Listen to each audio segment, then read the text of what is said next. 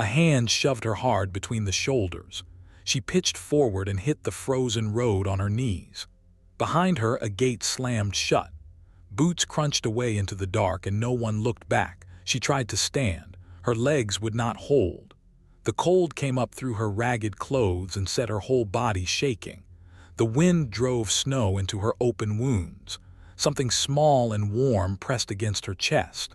A snow fox, half frozen itself, refusing to leave her side. She wrapped both arms around it and lay down in the wheel ruts because there was nowhere left to go. Her name was Elska Vane, and by morning the frost had sealed her lashes shut. Then hooves stopped beside her head. A great king looked down from his saddle. What that king did next turned his whole court against him. Stay with me on this one. The guards wanted to ride on. That's the first thing you have to understand about that morning.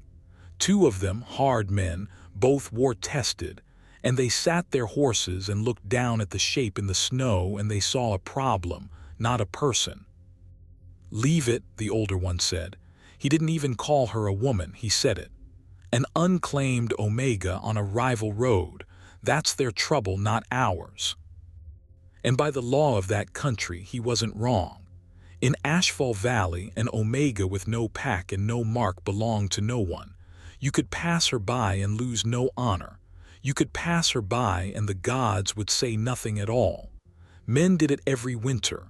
Bodies turned up in the thaw and nobody asked whose fault it was because it was nobody's fault. That was the law. That was the mercy of that place. You looked away and you told yourself the cold had done it, not you. Ragnar Thorn did not pass her by. Now you have to picture this man to understand what came next. Ragnar was big, not soft big. The kind of big that made doorways look built wrong. King of the Ironpine Pack, master of the mountain stronghold, a man who had held that whole snowbound valley together with his own 2 hands after his father drank the pack into ruin. Men crossed streets to avoid his temper. And here he was on the frost road at dawn, riding alone the way he did most mornings, because a crown gets heavy and sometimes a man just needs the cold air and nobody talking at him. He swung down out of the saddle. "Sire," the younger guard started, "the scent on her. She's from the Draymore side. If you touch her, you're claiming a fight with a pack that isn't ours." Ragnar knelt in the snow. He put 2 fingers against the woman's throat. There was a pulse, barely, a little flutter under skin gone gray. "She's dying," he said. "Then she dies," the older guard answered. "That's not a crime."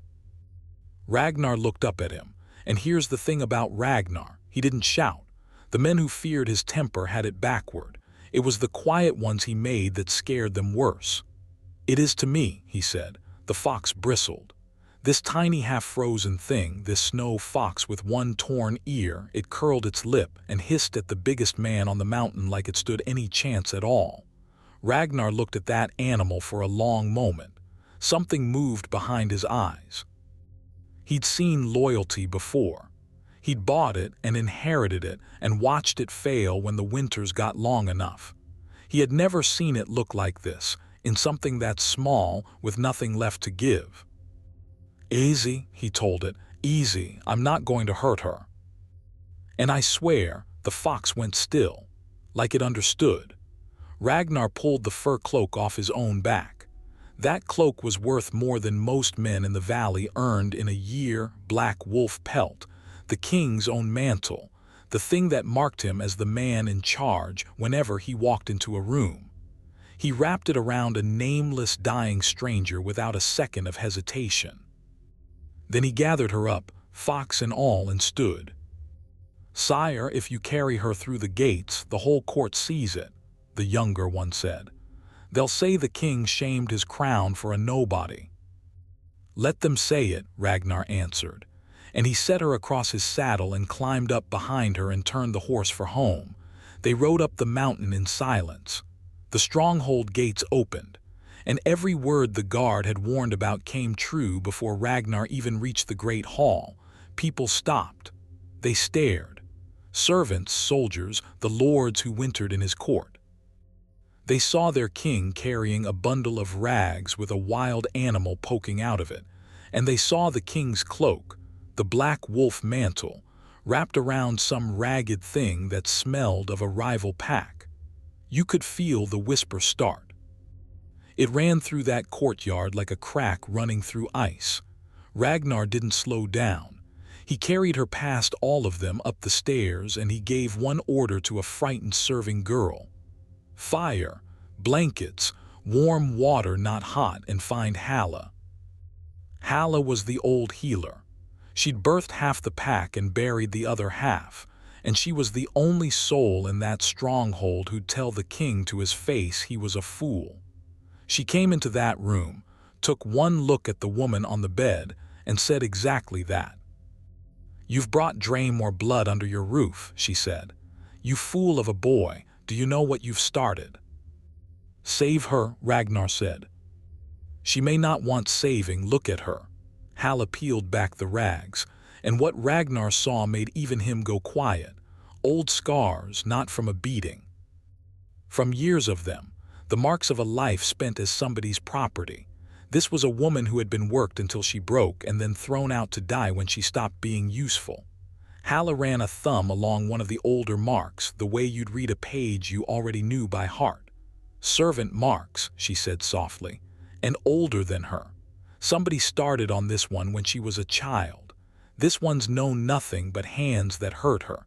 You want my honest word. Even if her body lives, there may be nothing left inside it to thank you." Ragnar looked at the scars for a long time. Then he said, "Save her anyway." And that's where the whole valley thought the story would end. A king's charity, a soft heart on a hard man, a 9-day wonder the court would gossip about and forget. They had no idea what they were looking at. Elska Vane woke on the 3rd day, and the first thing she did was try to run. She came up out of that bed like the mattress was on fire, tangled in blankets she didn't recognize, in a warm room she'd never seen, and pure animal panic took her. She got as far as the wall. Then her legs quit and she slid down it, breathing in fast little gasps, both hands up in front of her face.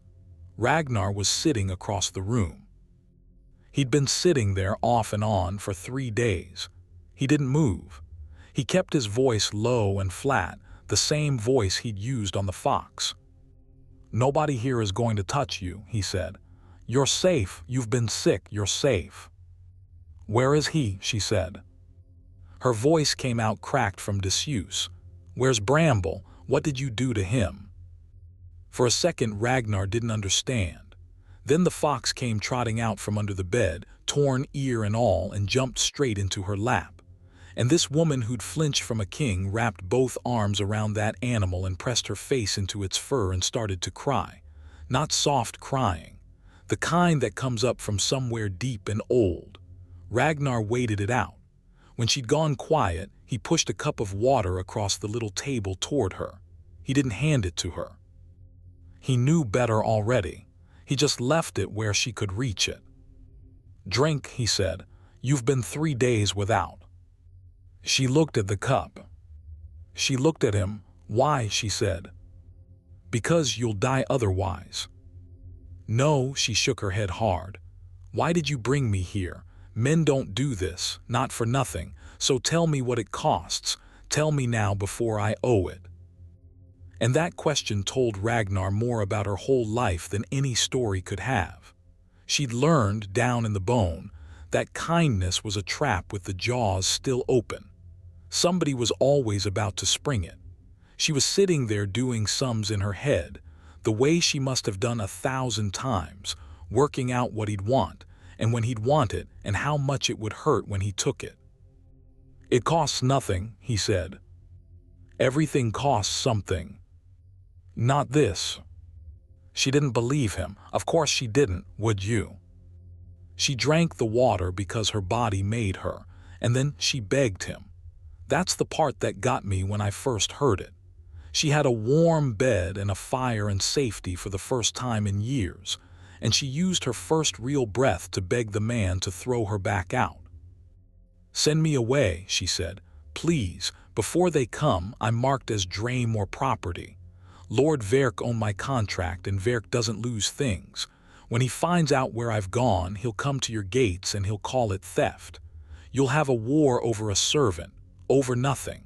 Send me down the mountain tonight and tell them you never saw me."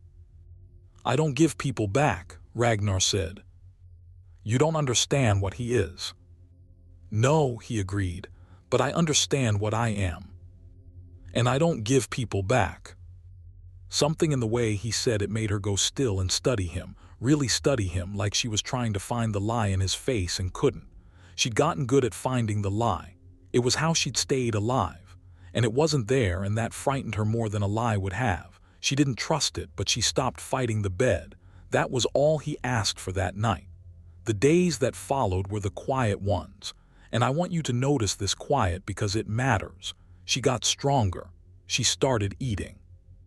The gray went out of her skin, and you could see there'd been a real face under all that suffering. A young woman's face, sharp and watchful.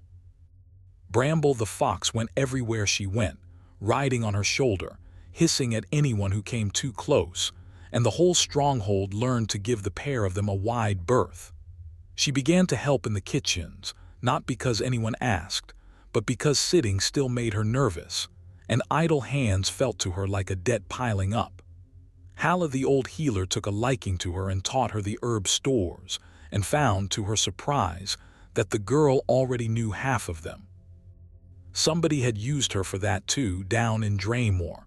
There wasn't much they hadn't used her for, and Ragnar, well, Ragnar started finding reasons to be wherever she was. A king with 1,000 duties kept turning up in the kitchen doorway. They talked. Small things at first, then bigger ones.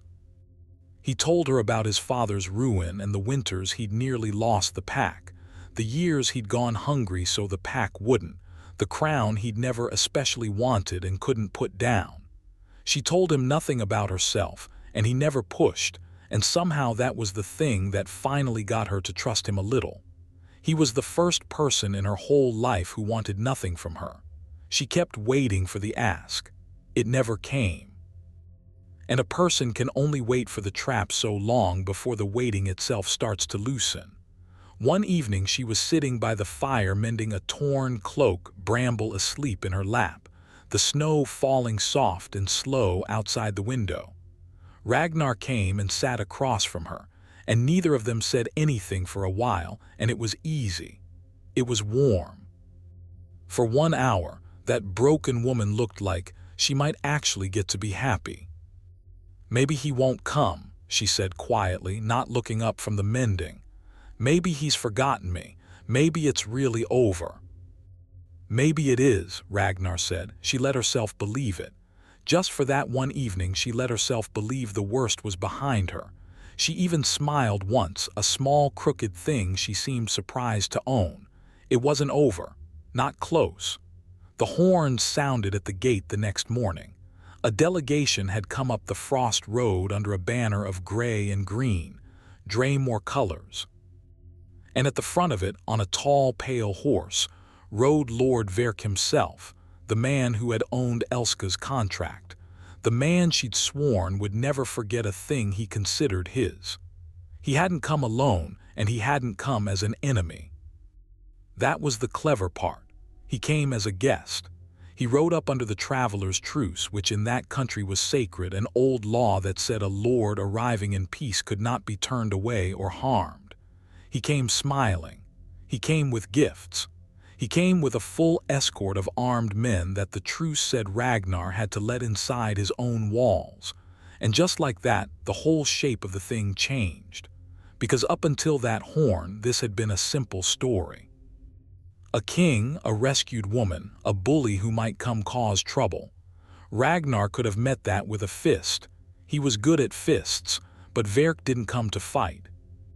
Verk came to be a guest under holy law, to sit at Ragnar's own table, and to take back what he claimed was legally his without ever drawing a blade. You can't punch a truce. You can't throw a smiling guest off your mountain.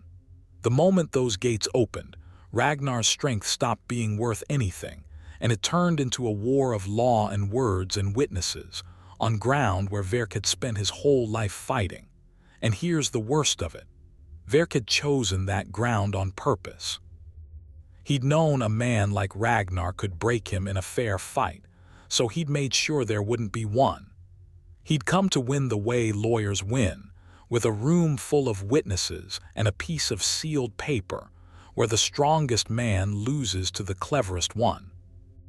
Elska saw the banner from the kitchen window and dropped the bowl in her hands. It shattered on the floor. Bramble came up off her shoulder rigid, every hair standing, teeth bared, making a sound that little animal had never made before. "He's here," she whispered. He's here, I have to go, I have to." Ragnar caught her at the door. "You run down that mountain now, his men ride you down in the open. Here, you're under my roof, stay in this room, do not come to the hall, whatever you hear, you stay here. Can you do that?" She nodded, white as the snow. He almost got away with the lie of it. He almost kept her hidden. Hold that thought. Down in the great hall, Verk was already playing his hand. He sat at Ragnar's table and ate Ragnar's food and complimented Ragnar's fire, and then, mild as milk, he mentioned the small matter that had brought him all this way. A runaway, a contracted servant, valuable, ungrateful, who'd fled her rightful household and, so his trackers told him, been seen carried through these very gates. He was sure it was all a misunderstanding. He'd hate for it to become anything more. He had, after all, brought a copy of the contract, sealed and witnessed, all perfectly legal. And the law was the law even for a king, wasn't it? The lords of Ragnar's own court shifted in their seats. They didn't like it, but they knew the law too. You could see them doing the math, one by one, deciding a rival's servant girl wasn't worth a war with Draymore. Two of the older ones wouldn't even meet their king's eye. Ragnar was losing the room and he hadn't said 10 words yet. If you're still with me here, do me one favor and hit that subscribe button, because what happened next in that hall is the whole reason this story survived 400 years, and I don't want you to miss it. Ragnar stood up. "There's no woman here by that name," he said. It was a lie, and it was a good lie, and it very nearly worked, because Verk couldn't prove it. His trackers had seen a bundle of rags, not a face. All he had was a story, and that's exactly when the door at the far end of the hall opened. Elska came in. She hadn't been able to stay away, not because she was foolish. Because she'd finally understood something, standing alone in that warm room while the man who saved her lied his crown into danger for her sake. She understood he would lose everything to protect her, and she would not let him lose it for a lie. So she walked into that hall on her own 2 feet, Bramble stiff and snarling on her shoulder, and she stood in front of the lord who'd broken her. "Here I am, Verk," she said. The whole hall turned. Verk smiled wider. "There," he said, "you see, a simple runaway. Hand her over, and I'll trouble your hospitality no further, Ragnar Thorn." "She's not going anywhere," Ragnar said, and his hand went to his sword, truce or no truce. "Then you break the guest law," Verk said, delighted, spreading his hands to the watching lords. "And every witness in this room sees a king who honors no oath. Is that the ruler you want at your backs, my lords? A man who tears up sacred truce for a Draymore scrub woman." He was winning. He knew he was winning. He turned back to Elska with contempt all over his face. "Come here, girl, you know your place. You've always known your place, on your knees where I found you." And Bramble launched off her shoulder. The fox went straight for Verk's face, teeth and claws, and Verk threw his arm up and knocked it away, and he backhanded Elska across the mouth in front of the entire court. Hard, the same casual way he must have done 1,000 times before. Here's the thing about a blow like that. It knocks something loose. Elska stumbled. And as she caught herself on the table gasping, her body flooded with the kind of fear it had known her whole life. And that fear broke something open in her that had been sealed shut for years. An Omega's true scent, The one thing no servitude can fake and no lord can own, the deep signature of blood and birth, came pouring off her all at once, released by terror like a dam giving way. And the hall went dead silent, because it was wrong. It was all wrong. This wasn't the scent of a scrub woman. Every alpha in that room came up out of their seats at once, nostrils flaring, because what filled that hall was the scent of high blood, old blood, royal blood, the unmistakable mark of a born pack heir, the kind bred into the ruling line and impossible to counterfeit. Halla the healer was the first to say it out loud. The old woman had served in courts all her life, and she knew that scent, and her cup fell out of her hand, and she whispered a name nobody had spoken in 15 years. Snomir, she said. That's the Snomir line, gods keep us. That's the lost heir of the Snomir pack. You have to understand what that meant. The Snomir pack had ruled the whole northern range once, the oldest and highest bloodline in the entire valley, until it was betrayed and slaughtered in a single night 15 winters back, its lands carved up by the packs that murdered it. Draymore had been the biggest of those carrion packs, and the ruling family's infant daughter, the true heir, had vanished that night and been given up for dead. She hadn't died. She'd been taken.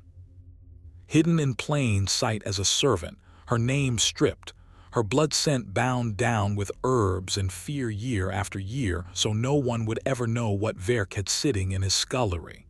He'd known. That's the horror of it. Verk had known all along exactly whose daughter he was working to death.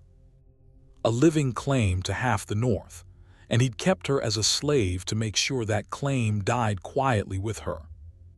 That's why he came himself, Ragnar said slowly, the whole thing falling into place. Not for a servant. He'd never chase a servant up a mountain in winter. He came because if the truth of you ever got out, every pack Draymore stole from would rise. You're not his property, Verk. You're the crime that hangs him. Verk had stopped smiling. She is a servant, he said, but his voice had gone thin, and the lords of Ragnar's court were looking at him now with something new in their faces. Contract, witnessed and sealed. A contract on the stolen heir of Snomir, Ragnar said. Read it out then. Read us the name on it. Go on. And Verk didn't because he couldn't, because the name on that contract had been forged over a truth that would end him. You held the last blood of a murdered royal house as a slave, and you came into my hall under a holy truce to drag her home and finish killing her quiet. There's your oath breaker, my lords. There he stands. The room had turned. You could feel it turn. Every lord who'd been ready to hand her over a minute ago now saw a Draymore murderer standing at the king's table with the proof of it dripping off him. Verk did the only thing left to him. He grabbed for Elska. He never reached her. Ragnar moved, and for all his size the man was fast, and he put himself between them and drove Verk back across the table with one arm. Verk's escort went for their blades, and the truce died right there, and it should have been a slaughter. It wasn't, because the truce only protected a guest who came in good faith, and a man revealed as a slaver of stolen royalty had no good faith left to stand on, and every witness in that hall had just watched him strike a highborn woman with his own hand.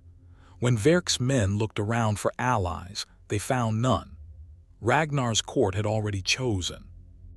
The Draymore guards were disarmed before they cleared their sheaths. Verk was on the floor. He looked up at Ragnar, and then he looked at Elska, and whatever he saw in her face made him flinch worse than any blade. You were nothing, he spat at her. I made you nothing. Elska picked Bramble up off the floor, that battered, loyal little fox, and held him against her chest, right where he'd been that night in the snow. She wasn't shaking anymore. That was the thing.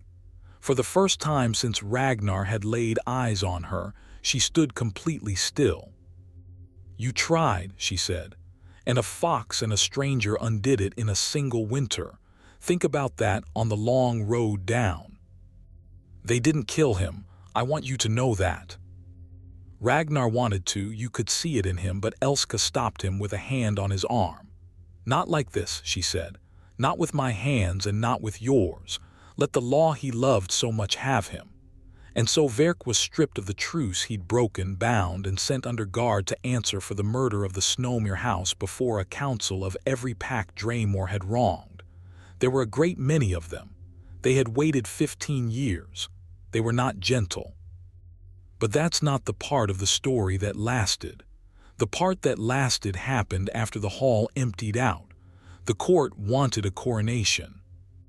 Word of the lost Snowmere heir ran down the mountain and across the valley faster than any horse, and within a month there were envoys at Ragnar's gate from packs that hadn't spoken to each other in a generation, all of them wanting to bend the knee to the miracle, the murdered bloodline come back from the dead.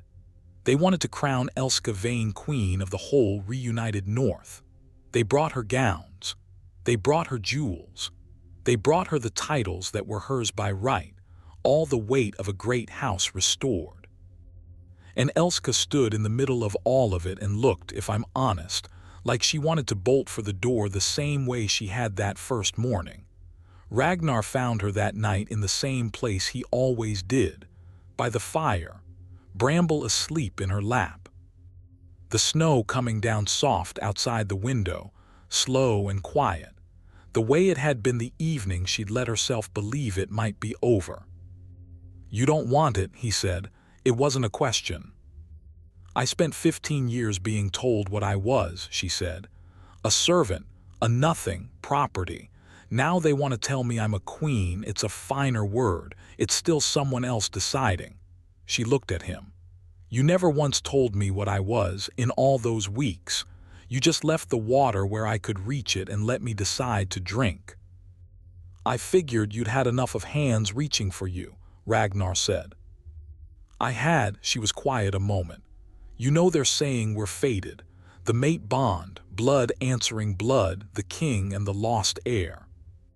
They've already made a song of it." "Let them," he said. "I didn't kneel in that snow because of any bond. I didn't know your name or your blood. I knelt because you were dying and I could stop it. If you'd been the scrubwoman he said you were, I'd have done the exact same thing." And that right there was the moment she believed him all the way down.